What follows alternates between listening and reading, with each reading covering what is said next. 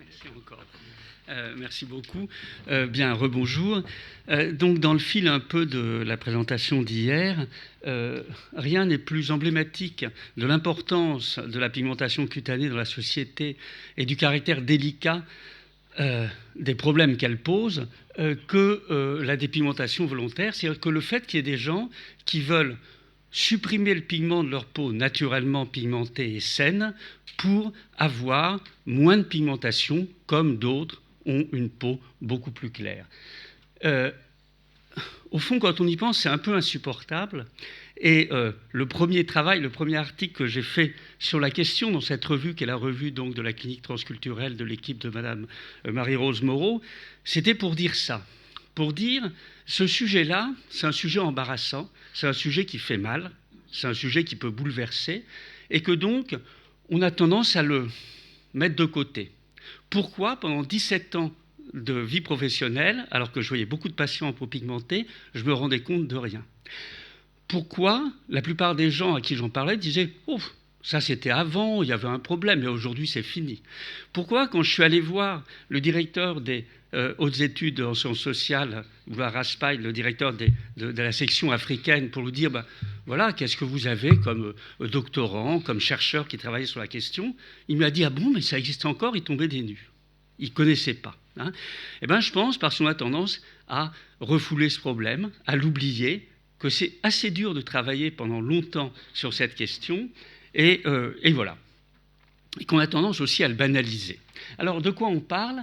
On parle d'éclaircir volontairement le teint de sa peau normale. Je ne parlerai pas du traitement des taches, qui est de la thérapeutique, ni des traitements très localisés à la mode, comme la dépigmentation anale ou la dépigmentation génitale. Mais c'est vrai qu'il y a un petit passage entre traiter des taches et puis vouloir dépigmenter la peau saine. D'abord parce que les fabricants de cosmétiques, souvent ceux qui prétendent unifier le teint, c'est simplement qu'ils veulent dépigmenter, c'est une sorte d'euphémisme. Et puis parce que quand on commence à enlever des taches, on peut y prendre goût et continuer à dépigmenter la peau saine. J'ai choisi le terme de dépigmentation volontaire, qui était celui utilisé par un psychologue congolais dans les années 80. J'aurais pu en prendre plein d'autres, des termes descriptifs en français, en anglais, dans d'autres langues, et puis des dénominations vernaculaires attachées à un pays, à une région, à un produit, comme Ressal pour la dépigmentation intense au Sénégal, ou l'Eral pour la dépigmentation plus douce, le Tchatcho au Mali, etc. etc. Il y en a beaucoup. Alors, il y a beaucoup de termes parce qu'en fait, on se dépigmente dans le monde entier, dans tous les pays, sur tous les continents, dans toutes les villes, on se dépigmente. Il n'y a pas d'endroit qui échappe à la dépigmentation. Et puis, on se dépigmente depuis l'Antiquité. Les recettes, on les connaît depuis qu'il y a des textes qui parlent de la beauté, etc.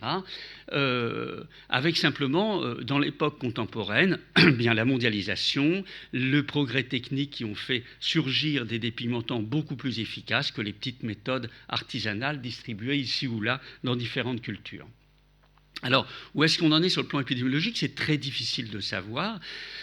Les principales informations qu'on a concernent l'Afrique subsaharienne, où là, on sait que, suivant les régions, entre 25 et 70% des femmes adultes se dépigmentent régulièrement la peau, saine, là encore une fois. Et puis les hommes, c'est distribué de façon très hétérogène et inégale. Par exemple, beaucoup au Congo, en RDC, au Nigeria, pas mal, en Afrique du Sud, et presque pas dans les pays d'Afrique de l'Ouest francophone. Donc on a cette espèce de variation culturelle. On va retrouver sur l'arc antillais presque pas de dépigmentation en Martinique, Guadeloupe, beaucoup de dépigmentation en Haïti ou à la Jamaïque, y compris masculine à la Jamaïque. Donc on est devant une universalité du phénomène, mais aussi une très grande diversité, une très grande hétérogénéité. Quoi de commun dans les motivations, dans les racines culturelles, quoi de commun entre, par exemple, une star du baseball américaine, voilà, ou une vietnamienne sur son scooter, ou une coréenne qui va utiliser du Science blanc, etc., etc. Donc il y en a partout, mais on peut deviner qu'il y a une hétérogénéité. Alors il y a aussi une hétérogénéité dans l'intensité de la pratique, et ce qui nous est connu, évidemment, sont les pratiques intenses, à nous dermatologues, parce qu'elles engendrent des complications médicales. Et puis, pour reprendre ce qui était évoqué tout à l'heure, c'est bien entendu un marché gigantesque, un marché mondial. Alors, dans ce marché, il y a deux parties. Il y a un peu les produits un peu innocents, et qui sont souvent licites et autorisés. Bon, il y a, voilà, qu'on appelle cosmétiques souvent. Hein, voilà. Alors, pour commencer, on se protège du soleil, parce que le soleil stimule la pigmentation. Alors, vous avez des masques traditionnels, comme ici à Madagascar. Vous avez des ombrelles. Avant la mode du bronzage en Occident, évidemment, les femmes se protégeaient beaucoup. On reprend toutes les motocyclistes vietnamiennes sont comme ça, en combinaison intégrale, du bout des pieds au bout des mains et au visage. Vous avez le face skinny, hein, les bains de mer en Chine. Hein, c'est l'effet Power Ranger. Alors voilà, on a comme ça, on se couvre pour pas que le visage et le reste du corps, hein, c'est intégral, puisse pigmenter au soleil. Et puis, on a aussi des plantes, alors donc des actifs qu'on va mettre. Alors là, c'était passif, on se protège du soleil. Les plantes et différentes formules magiques qu'on connaît depuis l'Antiquité. Il suffit, dans Pline l'Ancien, il y a beaucoup de choses, donc au 1er siècle, mais le fenouil, le citron, la lambrusque, il y a tout un truc sur la vigne sauvage. Et puis les recettes magiques qu'on va trouver aussi tout au long de l'Antiquité, du Moyen-Âge. On mange des crottes de crocodile, des choses comme ça. Alors, on va retrouver ça à l'époque moderne, avec un déluge de superlatifs chez les fabricants de cosmétiques. C'est éclaircissant, très fort, ultra fort, extra fort, maximal. Et on va retrouver les recettes anciennes. Regardez, avant, après, c'est la bave d'escargot. Et puis aussi les références sémantiques. On est dans le white, dans le blanc, dans le privilège, avec le paradoxe éventuellement de la perle de caviar, avec le Taj Mahal. Et puis aussi les recettes qu'on s'échange sur YouTube. Tiens, les copines, je vais vous montrer comment je me dépigmente avec du citron et de l'huile d'olive, etc. Donc, il n'y a pas de produit innocent qui soit très efficace. Donc, dès qu'on veut se dépigmenter de façon très efficace, on arrive dans un monde de produits illicites et un monde de trafic et de gangsters. Alors, bon, je cite simplement le glutathion qui est très à la mode, qui a été très à la mode en comprimé, en injection. Alors ça revient de temps en temps, c'est pas très efficace. Le danger, il y a des alertes parce que le danger, c'est vraiment de faire des injections artisanales. On risque de s'injecter des produits, des microbes dangereux. Ensuite, il y a ce qu'on appelle le décapage. Alors, le décapage, ça consiste à brûler la peau, on brûle l'épiderme, mais pour le maintenir, après le résultat, sinon il y a un rebond pigmentaire, pour le maintenir, il faut mettre des corticoïdes après. Alors, les recettes, c'était les recettes du Zazu au Congo, etc. C'est plus très utilisé, mais de temps en temps, hein, on veut se dépigmenter très fort parce qu'il y a un baptême, un mariage, etc. Donc, on veut faire très vite, donc on brûle et puis ensuite on mettra des corticoïdes pour maintenir. Alors, les mélanges artisanaux avec des produits de l'environnement domestique, le problème c'est de doser. Si vous diluez votre soude caustique, votre desktop ou votre liquide de batterie, comment vous allez doser? Donc, on a parfois des complications. Heureusement, c'est assez rare. Le ciment aussi, le sable. Alors on arrive maintenant dans les trois grands produits en fait de la dépigmentation volontaire. D'abord les métaux lourds connus, vous le savez depuis l'Antiquité, le mercure en premier lieu, hein, Pline en parle aussi, le plomb, à la céruse de plomb après, qui est à la fois le maquillage de toute la période classique en Europe, hein, le maquillage blanc, mais à la fois qu'un effet dépigmentant. Alors Marie Murdrack, le premier traité, si on peut dire, de cosmétologie, un des premiers traités de cosmétologie en langue française en 1680, signale déjà les dangers qu'il y a à s'éclaircir et à se maquiller avec du mercure, avec du plomb ou avec du bismuth. Hein. Outre qu'ils effacent la beauté du visage par le long usage, ça veut dire au début, vous êtes contente parce que vous êtes claire, mais après, il va y avoir des complications. Ils produisent des maladies très fâcheuses. Il y a des complications systémiques et on connaissait depuis l'Antiquité les risques du mercure notamment, et à la période classique, il y a beaucoup de littérature sur le risque du plomb, etc. Des maladies quelquefois incurables, et donc il ne faut pas mettre ces produits. Alors, ce qui est intéressant sur le mercure, qui est encore très utilisé, qu'on va trouver le savon Mekako en Afrique de l'Est, par exemple, et des choses comme ça, il y a en plus une pollution environnementale, et vous savez que ça donne des toxicités neurologiques avec des syndromes très graves. Le dernier, alors on n'en voit pas souvent, là encore une fois, mais par exemple, avec cette crème idéale, là, on a vu avec une collègue pédiatre un enfant qui a failli y passer, qui a été, je ne sais pas s'il a vraiment récupéré son état neurologique, mais dont la mère mettait cette crème. Alors, un petit détail anecdotique, une équipe d'épidémiologistes canadiennes était allée à la Barbade, aux Antilles, parce qu'ils étaient intéressés par la concentration du mercure dans la chaîne alimentaire du poisson. Ils voulaient vérifier si les pêcheurs de la Barbade n'avaient pas des taux importants de mercure dans leurs chevaux, dans leurs urines, parce qu'ils mangent beaucoup leurs poissons. Et ils ont trouvé des taux strictement normaux chez les pêcheurs. En revanche, les femmes de pêcheurs, elles, avaient des taux jusqu'à 1000 ou 10 000 fois la normale dans leurs cheveux, qui étaient dus à cette crème décolorante Nadinola vendue sur les marchés à la Barbade. Voilà. L'hydroquinone est très célèbre et très connu. Pourquoi? Parce que c'est un produit qui est très utilisé en chimie, qu'on procure facilement, qui coûte pas cher. Alors, en réalité, tout commence dans une usine de maroquinerie aux États-Unis en 1939, enfin la publication de 1939, parce que les ouvriers noirs mettent des gants, des gants en caoutchouc avec un conservateur qui est du monobenzyléther d'hydroquinone, et ils se retrouvent avec une sorte de vitiligo expérimental. Et le monobenzyléther d'hydroquinone va être diffusé. À partir de là, ça devient, on tient le dépigmentant, et ça va être très diffusé, donner des épidémies de taches blanches en Afrique du Sud, etc. Alors l'hydroquinone elle-même, elle est moins violente, mais elle donne plutôt des taches noires qui sont indélébiles. Et puis, notre gros problème, c'est ça. Notre gros problème, c'est le clobétasol. Le clobétasol, c'est le plus efficace des corticoïdes utilisés en pommade sur la peau. C'est un médicament merveilleux. On soigne des maladies très graves en dermatologie avec ça. Simplement, là, il est complètement détourné de son usage. Il est fabriqué, vous savez, pour faire du clobétasol Blanche-Neige, concentré anti-taches, du charme des 7 jours, du plaisir, etc. La pyjanaise, crème lumière, white moon, etc. Alors, il y a des centaines de produits comme ça, ils sont tous illicites, ils sont fabriqués au Nigeria, en Côte d'Ivoire, au Pakistan, en Italie, à Milan notamment, puis ils sont exportés. Quand ils sont fabriqués dans les pays qui les interdisent, ils sont permis éventuellement à l'exportation et ils inondent les pays où on se dépigmente.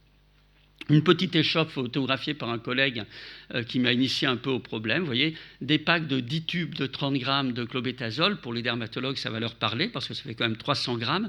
300 grammes, si vous utilisez 300 grammes par mois, vous avez des effets comme si vous preniez beaucoup de comprimés de cortisone. Et puis, on les mélange dans des pots de lait Sainte-Claire ou autres avec de l'hydroquinone, évidemment. Alors, je vais passer très vite, je vous ai mis j'ai pas mis de photos des complications, mais vous imaginez à la longue, plus ou moins vite. Parfois, on est content du résultat pendant 3 mois, parfois pendant 10 ans, mais inéluctablement, un jour ou l'autre, les complications inesthétiques vont arriver, des taches dans tous les sens, des infections, des vergetures énormes, des atrophies, des plaies, etc. etc. Bon, donc énormément de problèmes cutanés, défigurants, et puis, évidemment, tout ce qui est favorisé par la cortisone, le diabète, l'hypertension, la fragilité osseuse, les infections, l'immunodépression, tout ça, c'est aggravé potentiellement lorsqu'on utilise de fortes doses de cortisone, les complications oculaires et tout ça. Mais comme toutes ces complications de la cortisone, elles ne sont pas spécifiques, c'est juste l'aggravation. Ça favorise des maladies qui surviennent spontanément. Et donc, on ne sait pas très bien quel est le poids. On sait qu'il y a un poids de la dépigmentation volontaire en santé publique, mais on ne sait pas très bien. On sait qu'il est probablement très fort en Afrique subsaharienne, mais il est peut-être très fort aussi au Vietnam, au Cambodge, en Amérique du Sud. Et ça, on ne le sait pas. On manque d'études vraiment fiables. Alors, à ce stade, effectivement, le problème, c'est pourquoi on continue à se dépigmenter quand on a les effets secondaires. Je vais laisser la parole à Hawa. Alors, le prénom a été changé. Très rapidement, c'est une femme d'ascendance africaine qui a vécu jusqu'à l'âge de 7 ans en Afrique, puis qui est venue à Paris, et puis qui a commencé à se dépigmenter à l'âge de 18 ans et qui livre un témoignage assez rare, extrêmement sincère de ce qui lui est arrivé. Alors, la première chose qu'elle dit, c'est « J'avais la peau très foncée, on me surnommait la Noire dans son village. C'était toujours des moqueries, ça m'énervait. Une fois, une tante qui se moquait de moi, encore une fois, j'ai dit quand je serai grande, je m'éclaircirai la peau. » Et alors sa mère a essayé de la dissuader, elle lui disait « Mais non, c'est des bêtises, t'es très bien, t'es très belle, écoute pas ça, etc. » Et puis à force, tellement il y avait une forme de pression tout le temps à nous rappeler ça, comme si c'était une maladie d'être foncé, eh bien, même ma mère, à la fin, elle m'a dit « Oui, tu sais, il y a des crèmes, ça éclaircit pas, c'est culpabilisant d'éclaircir. Non, ça éclaircit pas, ça embellit. » Euphémisme.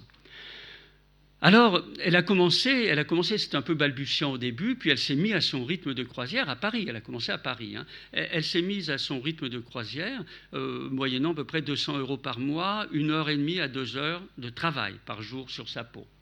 j'achetais l'huile, le sérum, la crème, le lait. Je commandais beaucoup à l'étranger. Je suivais parce que il y a toujours des nouveaux procédés qui sortent, des nouveaux produits. Le truc, c'est que quand on stagne sur un, on n'éclaircit plus. Alors du coup, on se dit qu'il faut plus fort. Le côté addictif, je mettais matin et soir, en me lavant avant, je lavais très très fort, avec des éponges, du filet. Une fois bien lavé, je sentais d'ailleurs ma peau qui chauffait tellement, j'étais décapé. Après, j'appliquais la crème, une première couche, voire une deuxième couche. À un moment, on voit le résultat, on est contente, on est excité, on se voit éclaircir, ça marche, on se voit belle. La drogue, elle monte, quoi. Hein, on est à fond, à fond, à fond. On ne vous reconnaît pas, on dit « Oh là là, dis donc, qu'est-ce que tu as changé, t'es belle ». Mais bon, tu t'éclaircis, fais attention. Mais c'est hypocrite, parce que les gens, ils vous trouvent tellement belle. Et les filles, elles mentent. Déjà, elles vont dire « Ben non, je ne m'éclaircis pas la peau. Les mélanges que je fais, c'est vraiment juste pour me nettoyer la peau. Mais tu sais, je suis claire. Hein, je suis claire. Je suis une fille claire. » Elles finissent par y croire. Pour elles, c'est leur teint de maintenant, c'est leur teint, c'est-à-dire elles se sont juste un tout petit peu éclaircies, mais en fait, elles sont claires. Une sorte d'illusion. Alors, elle a fini par arrêter, c'est exceptionnel. Hein. Moi, j'ai fait des consultations spécialisées des pigmentations volontaires, on a très peu de succès thérapeutique. Hein. Même quand il y a des complications et extrêmement inesthétiques. Et elle dit, c'est pas possible, c'est chiant, quoi. Hein. Je rêvais d'être tranquille, de prendre une douche, de me coucher sans me soucier de qu'est-ce que je vais être demain, et pourtant ça me brûle ce soir, etc.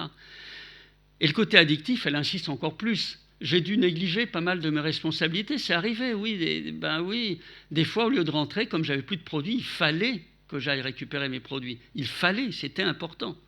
Ça, c'est le côté addictif. Alors, pour résumer, on voit, hein, sous l'angle un peu psychologique, la pression sociale, la famille, les amis, le travail, la publicité, les représentations des médias, la honte d'être foncé, j'avais honte, j'en pleurais, la culpabilité de s'éclaircir, j'ose pas en parler, non, je m'embellis juste, l'ambivalence, le mensonge, le déni. Il n'y a pas une personne sur 10 qui se dépigmente et qu'on reconnaît à nos consultations de dermatologie qui disent qu'elle se dépigmente. Donc on se comprend à demi-mot parce qu'on ne va pas forcer, entre guillemets, l'aveu. Mais si je demande, vous avez mis des produits ? Elle me répond, ah oui, mais j'ai arrêté il y a 2 mois. Ou elle répond, jamais, non, jamais. Hein. L'illusion et le côté addictif. Alors elle a arrêté, Awa. Elle a arrêté et elle raconte ça. Ma fille, elle m'a dit, maman, je suis claire, hein, elle m'a dit ça. Et j'ai dit, oui, mais si tu étais foncé comme maman, parce qu'elle avait arrêté, elle avait repris son teint d'origine, la mère. Et la fille a dit, non, mais je suis claire. Et je lui ai dit, oui, mais tu penses à un problème d'être foncé ? Elle m'a dit, non, mais c'est mieux d'être claire.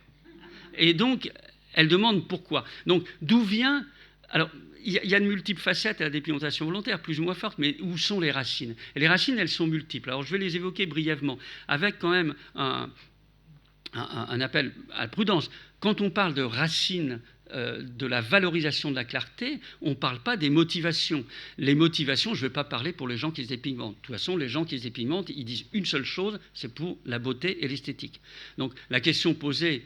ce n'est pas dans une perspective individuelle, mais dans une perspective de regard un peu plus extérieur, on va dire historique, sociologique ou anthropologique, comme vous préférez. Hein, on n'est plus chez les gens ont leur motivation, et là on va parler des racines. Alors la première racine, c'est la féminité. C'est celle qu'on met souvent en avant. Alors la féminité, d'habitude je mets des fresques érotiques de Pompéi, mais là je n'ai pas osé, mais bon c'était le côté carabin. Mais effectivement, chaque fois qu'il y a des représentations dans l'Antiquité de relations sexuelles homme-femme, l'homme est toujours plus foncé. Et puis on peut reprendre dans beaucoup de civilisations, enfin bon voilà. La clarté de la femme, l'homme est foncé, c'est un signe de virilité. Alors, il y a des textes, il y a les poèmes, il y a tout. Il y a quelques exceptions qui confirment la règle, évidemment.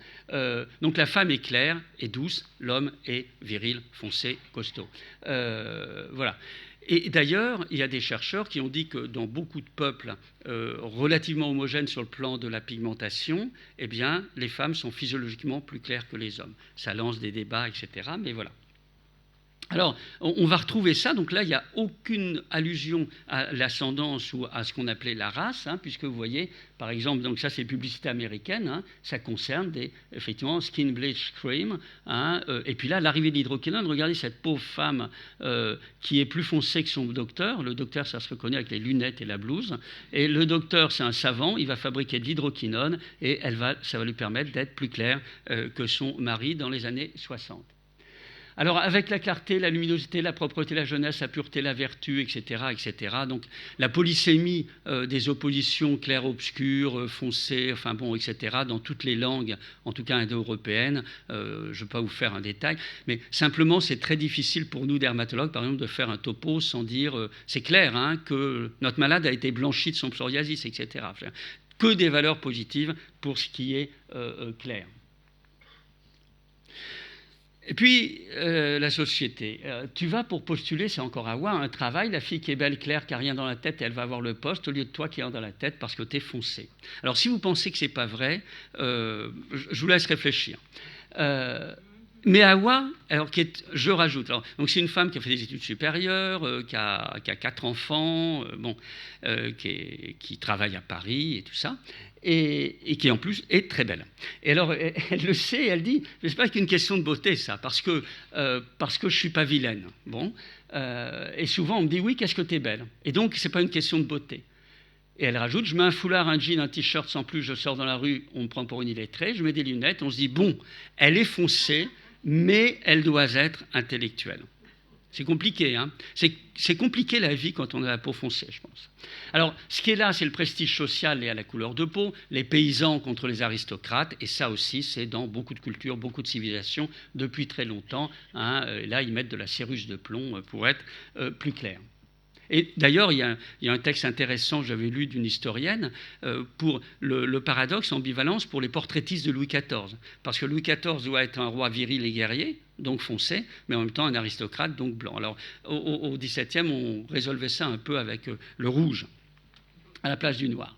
Alors, ce prestige social, vous trouvez là une publicité pour un dépigmentant dans les années 70 en Afrique, je ne me souviens plus du pays, mais vous voyez, il n'est pas question raciale, puisqu'on a 3 personnes d'ascendance africaine subsaharienne, le pauvre malade est foncé, alors que le grand docteur et la belle infirmière sont éclaircis par l'ambi, action rapide.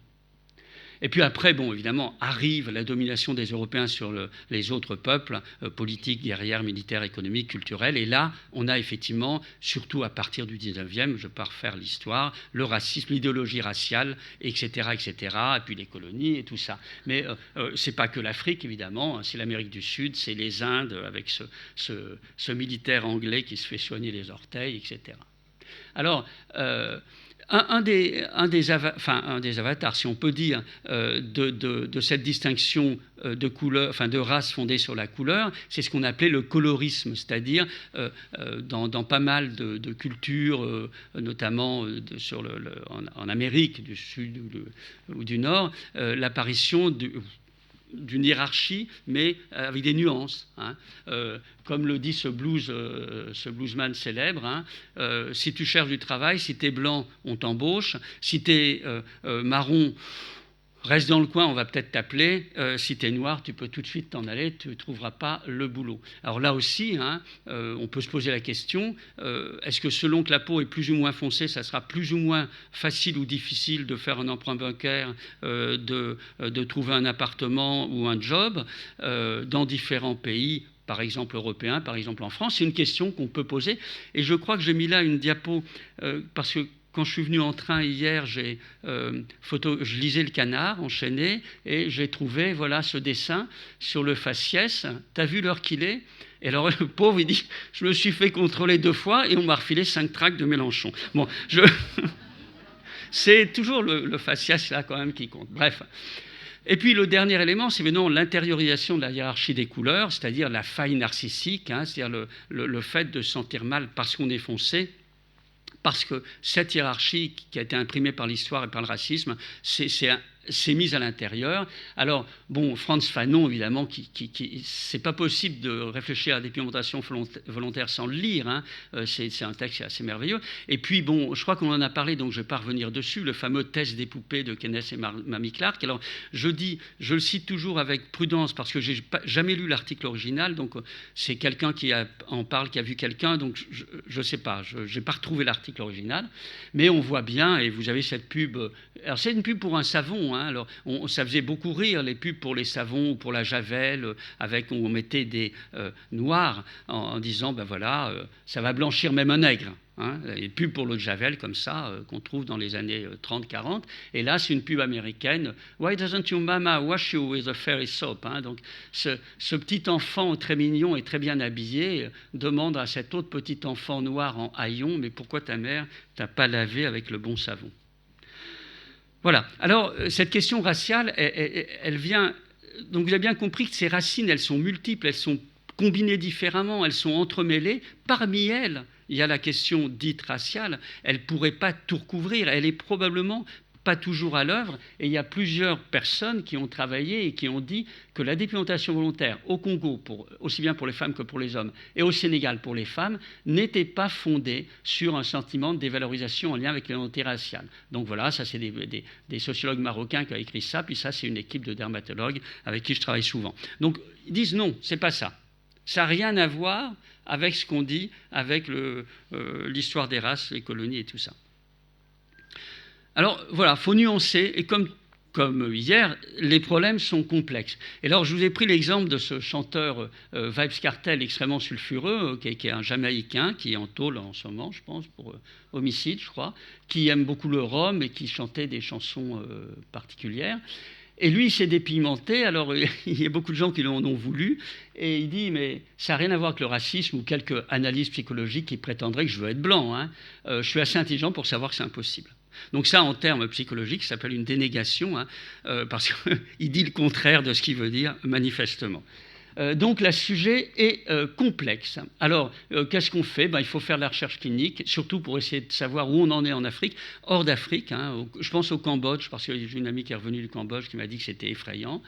Information, formation, on a fait des campagnes à Paris, et valorisation de la peau foncée. Ça, c'est Fatima Tali, professeure de dermatologie à Dakar, qui travaille beaucoup pour essayer d'imprimer...